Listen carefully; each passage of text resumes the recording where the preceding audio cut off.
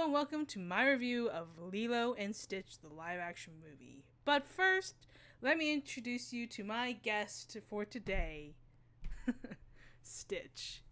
Alright, so I went into this movie knowing some plot details, and I went into it expecting to be disappointed, to hate it, to not like it.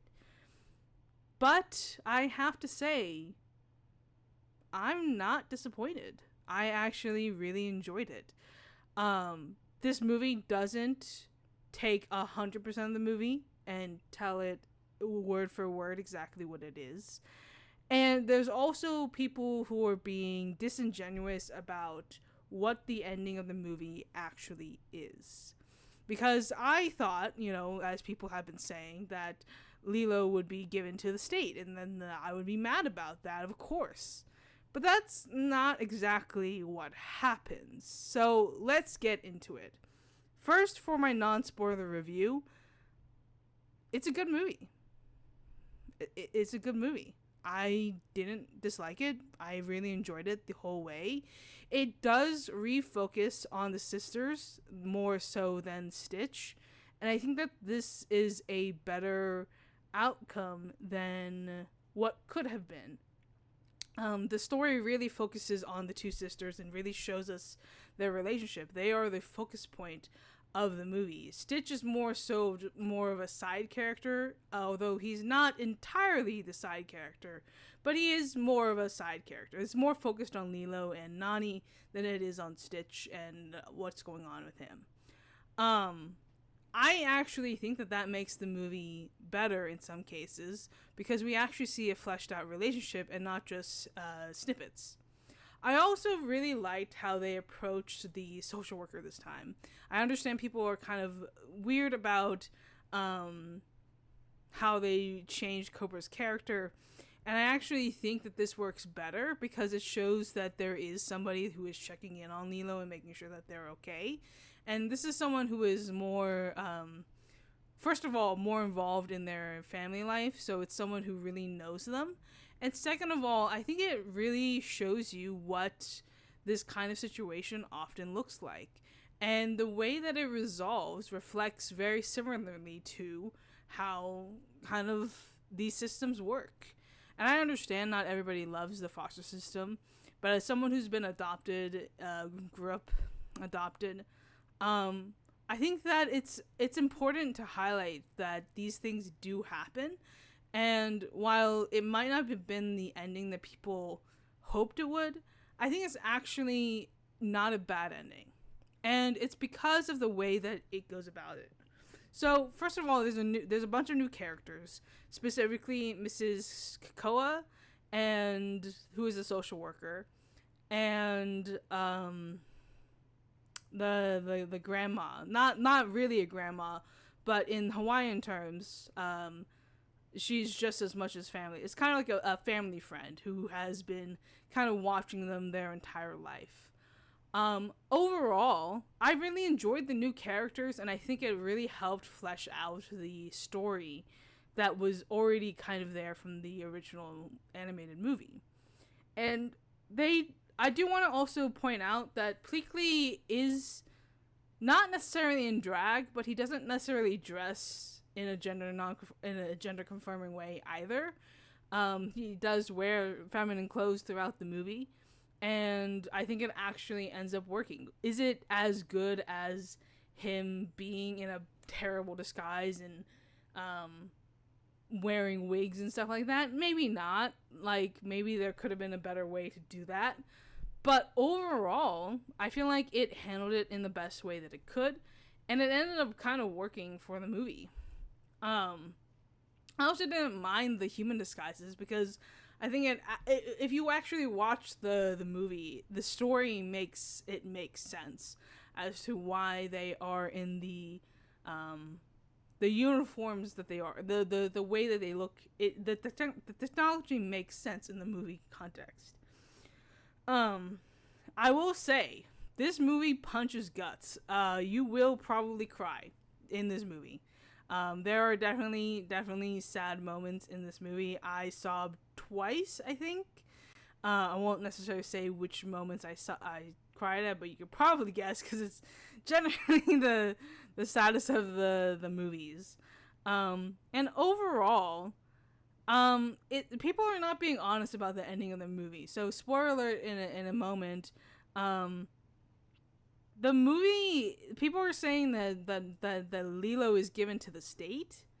No, no, no. If anybody thinks that Lilo is given to the state, then they watched the movie incorrectly.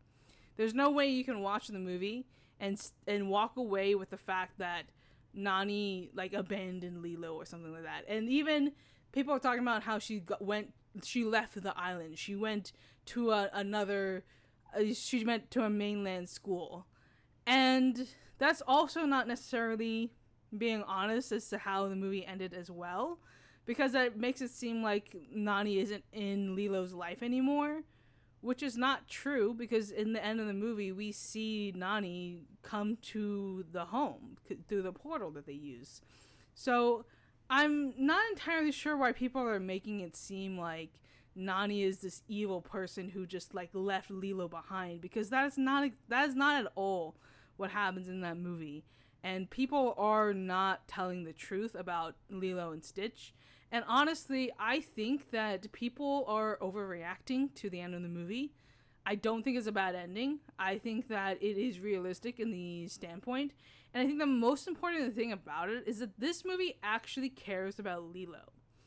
And I know it's easy to say, oh well, they should have stuck to the happily ever after with the, but the thing is, the Lilo and Stitch movie isn't really about Lilo. It's more so about Stitch than it is Lilo. And in this movie, this movie is more so about Lilo and Nani more so than it is about Stitch. And because of that, I can actually understand why they made certain story changes, especially erasing the main villain, which is what's his name, Gunther or something like that. I don't remember his name. Gontu. I did not miss Gontu in this movie. I don't think he was a necessary addition. I don't think he would have worked in this movie. People might have said, "Oh, well, they should have made it work." I disagree. I don't think Gontu would have added anything to the story that they were telling, and I can see why they didn't include Gonto, because they were already adding two new characters, and I honestly think the two new characters are better than Gontu. I think the thing that people are complaining about is more so this movie is a little bit different than the original Lilo and Stitch. And it mainly has to do with the tone of the movie. The original Lilo and Stitch is more so a comedic movie. It is a funny movie. And this live action movie is still funny. It still has funny moments. There were definitely laughter in my theater. But it is not necessarily all a comedy. It is more grounded, it is more real, and is more realistic. I also think that in general, the movie does a better job at focusing the attention on Lilo. Like, this is not about what Nani wants. This is about Lilo and how she needs somebody who can actually take care of her. If you look at the movie and you see kind of the condition that Nani's home is in, it's not in a great condition for Lilo. There's many points where it points out problems in Nani's home, whether it be the fact that she can't make it to Lilo's like hula performance, or even the fact that Lilo sometimes has to go to work with Nani, or the fact that Nani is sacrificing her own life when it comes to taking care of Lilo. She's not able to do the things that she really wants to do because she's so focused on taking care of Lilo.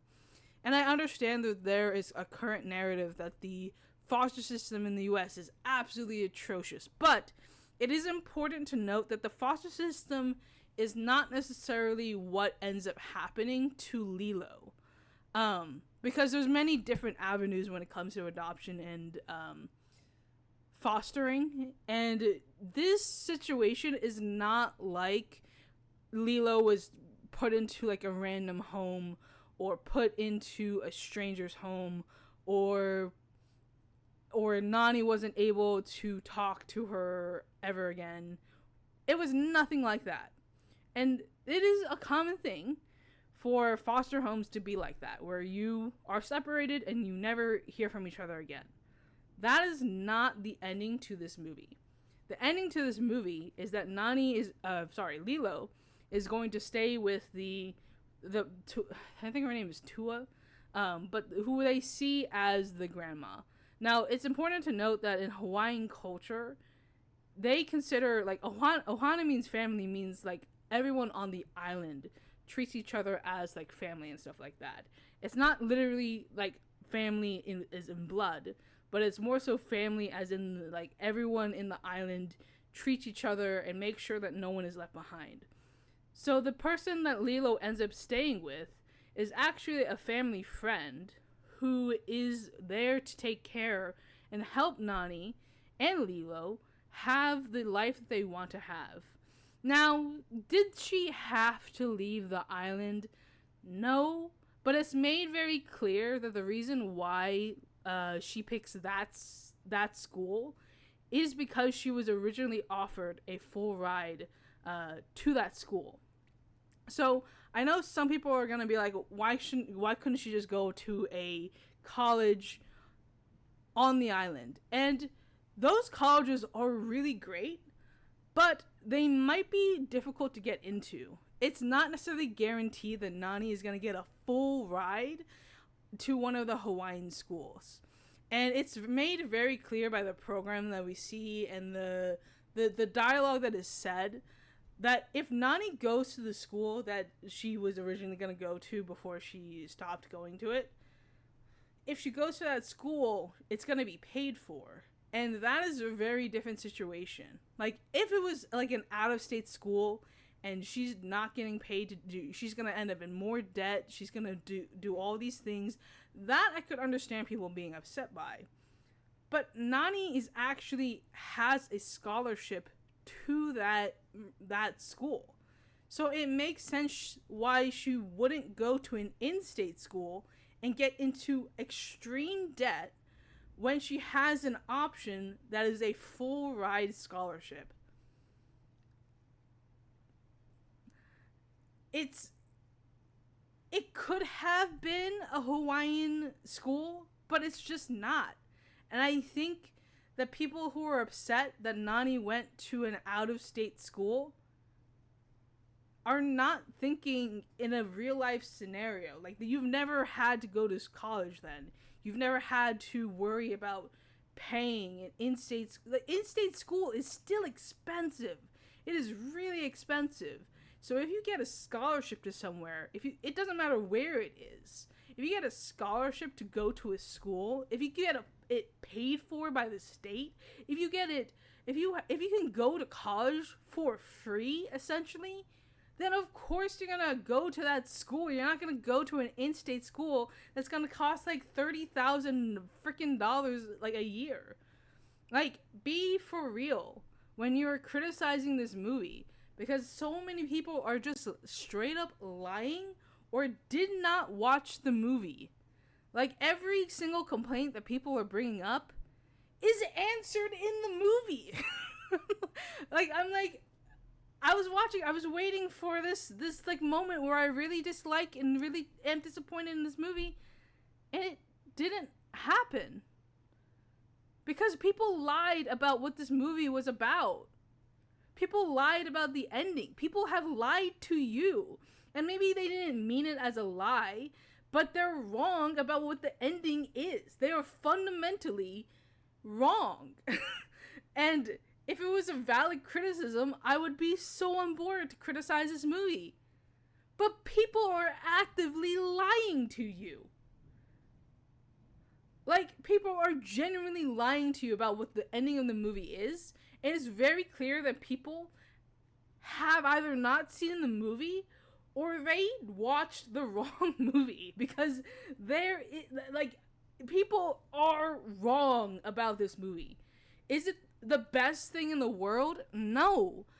But it's not that bad. I don't understand where people are saying that it's a bad movie. Like, you have a couple criticisms, but the criticisms that you have are fundamentally wrong. Like, what? did we watch the same movie? Anyways, my review for this movie is that watch it on your own and come up with your own conclusion, because people are actively lying to you. They're literally lying to you about what this movie is about. And I would honestly rate this movie, I think, honestly, an 8 out of 10. There are some things that I would change, but overall, it's a good movie. Sorry. I liked it. Fuck.